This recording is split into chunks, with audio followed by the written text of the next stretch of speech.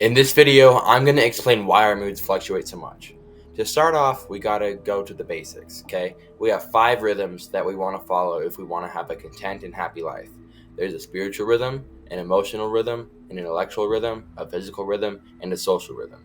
If we follow all 5 of these rhythms, we should be able to be happy and content in life and just enjoy everything, okay? Let's start off though with the rhythms, checks, and balances. So similar to the US government, how you have the 3 branches and they all work together, I kind of made something like that, but for the 5 rhythms of life. Starting off with the spiritual rhythm, which is intentionally connecting with God.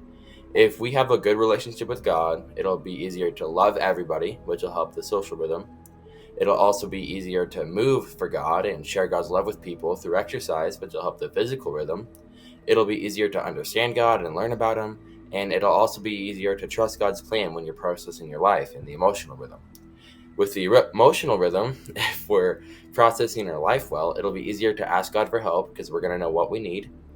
It'll be a lot easier to have healthy relationships with each other because if we have a solid life and we know what's going on, then we'll be able to help other people with their lives. We'll be able to set goals, right? If we're processing our life in the physical aspect, then we'll be able to set goals for where we physically want to be in, let's say, 5 months. It'll also help us to know what we need to learn, right? If we know where our life's headed, then we'll know what we need to learn on the intellectual rhythm.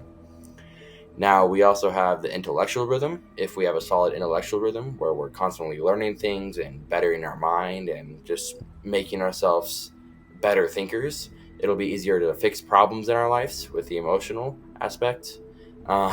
It'll be easier to treat our body smartly. We'll be able to learn about a diet or learn about a certain workout, and that'll help better our physical aspect in life. It'll help us to teach others, right? If we learn stuff, then we know stuff, and we'll be able to help other people in our social life. And it'll also help us with the Bible. The Bible is like the best tool out of all the tools ever because it's God's word. So if we're strong with our brains learning things, then we'll also be very, very, very well versed in the Bible, and we'll be able to connect spiritually with God.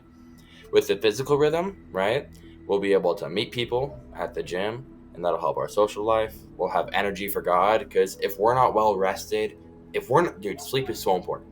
If we're not getting good sleep, then we're not going to have any energy to do any of these, right? This is kind of the whole point of this video. Like, if we're missing one of these rhythms, then they're all going to kind of fall down, and things just aren't going to work out. So we got to make sure that we're focusing on all of these at once. It's difficult, but once you get going, and it's awesome. So, what was I saying? Yeah, if we're well rested and physically healthy, we'll have plenty of energy for God. It'll also be easier to live, right? Emotional, process your life. Part of that is having a life, and if you're dead, then you don't really have a life on earth. There's still heaven, which is sick. The best thing ever, but yeah, that one was a little harder to think of, but that's what we got. It also helps to think when you're healthy. If you're healthy, then you'll be able to think right. If you're not healthy, then your mind's going to be all over the place, drugs and stuff that really messes with us. And the last one we have here is the social rhythm, okay? It'll help us with fellowship and worship on the spiritual aspect of our lives. Fellowship is so important when we're trying to grow with God and learn about God with each other and have accountability partners and everything. If we don't have a social life, that's very difficult to do. So fellowship can really help with our spiritual life. We also have the ability to relate with others, right? If we have a social life, then we know what other people are going through, we can relate to them, and that'll help us to better understand our lives and know that we're not alone in things.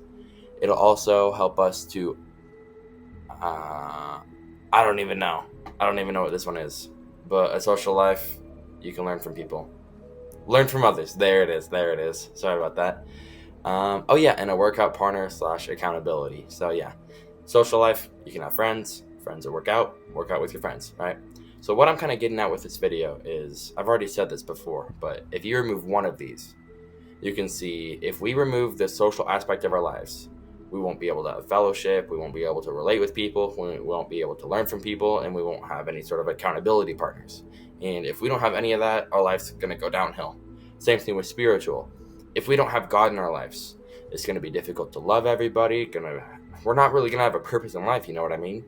We can't move for God, if that makes sense.